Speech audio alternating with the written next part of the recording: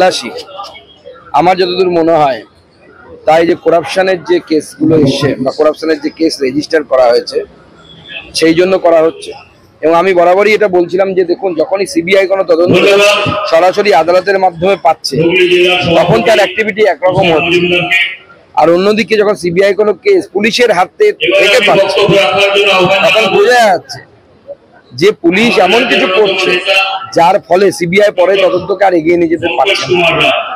তো আজকে সিবিআই এর এই তদন্ত অত্যন্ত আবশ্যক, চিরুনি তল্লাশি করা উচিত। এবং শুধু এদের নয়, এদের মাথায় যাদের হাত, সে ডক্টর এসপিডি যার নামে আজকে স্বাস্থ্য ভবনে পোস্টার করেছে, এমনকি আমাদের স্বাস্থ্যমন্ত্রীর বাড়িতেও তল্লাশি হওয়া উচিত, তার ফোন নিয়ে তল্লাশি হওয়া উচিত।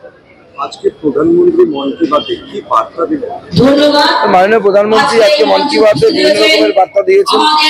তার মধ্যে একদিকে যেমন আমাদের যারা এন্টারপ্রেনার, যারা মহাকাশ গবেষণা এন্টারপ্রেনারশিপের কাজ করছেন সেখান থেকে শুরু করে বন্যপ্রাণ সংরক্ষণ বিষয় থেকে শুরু করে আরো বিভিন্ন বিষয় আজকে মাননীয় প্রধানমন্ত্রী স্পর্শ করেছেন।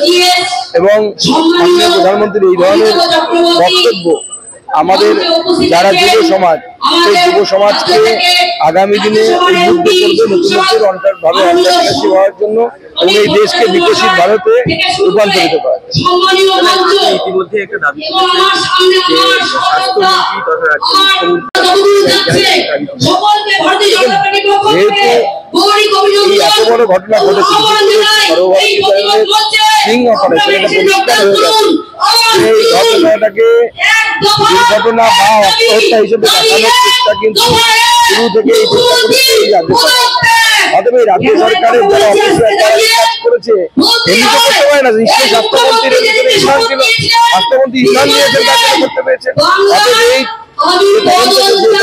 সঠিক আমাদের বাইরে সঠিক পরিণতি আনতে হয়, তাহলে অবশ্যই এই সমস্ত স্টেক হোল্ডারদের যারা তাদের গ্রেফতার করা উচিত এবং তাদেরকে তদন্তের আওতায়